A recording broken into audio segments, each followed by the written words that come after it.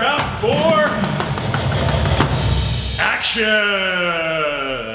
Yes, put on your poncho, splatter zone, because things are about to get sticky, tricky, and downright icky. Justice is a messy business, friends. Persephone Bound is the story of a young woman by the name of Persephone who is in first-year university, who's very excited to be there and is looking for new adventures, new ways of defining herself. She goes to a party the first week she's there and is assaulted. I wanted a fresh start, to reinvent myself. In high school, I always did what I was told. Got good grades, didn't go out much, came home before curfew. I was a good student.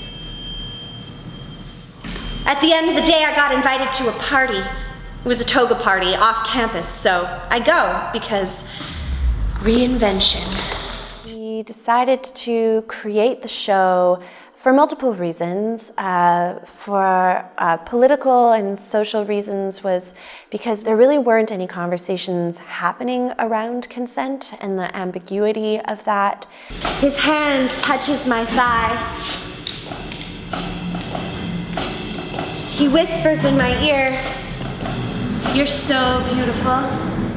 So we wanted to explore its ambiguity, and then through that, we began to learn more about the problems within the judicial system.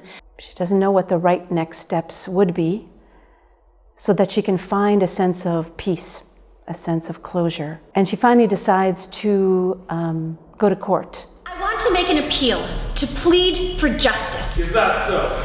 Yes. Are you sure? Yes. Are you absolutely sure? Yes. Are you absolutely positively super again? Yes!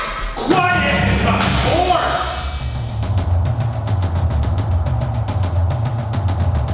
One of the interesting aspects of the show is the interdisciplinary nature of it. What we were really trying to achieve was a cohesiveness within all the disciplines, within the circus, within the live music, within the theater. It's something that we've really worked hard on into not having moments where I'm watching a circus move and then I'm hearing a story, but rather how is the movement supporting the words that are being spoken. When the audience watches it, it's like they feel Persephone's story. There's like a greater sense of empathy to Persephone's story because of the movement, because we're also registering what's happening in the body, in our own bodies, so that there becomes this sort of visceral, self-sensed experience as well. My name's Eric Nyland. I play Hades in the production. I'm the aerial puller for Leda, for Persephone.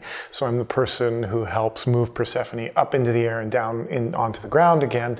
Hades is also the character who commits the sexual assault against Persephone in the play. Hades doesn't necessarily feel guilty about what he's done. It's more that he's interested in damage control with respect to his own responsibilities and what he's done.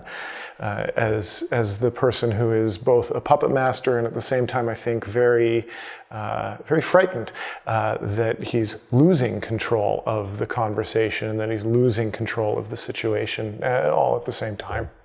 I think it's very important to keep talking about the issue of consent. Every experience is unique and therefore can't be labeled or defined in a very restrictive way, in a very neat way. We find that the conversation really deepens at the end of the show. We always try and couple the show with a talk back or a panel discussion, and we find that because the show is such a visceral experience, the audience is ready to go a little further, to start that conversation from a deeper perspective. What we hope from the production is that we're creating a platform for people to have a conversation about the realities of what is sexual consent, what are the realities that survivors face when trying to come forward and tell their story, and then how do they find the courage within themselves to move forward after a traumatizing event like that.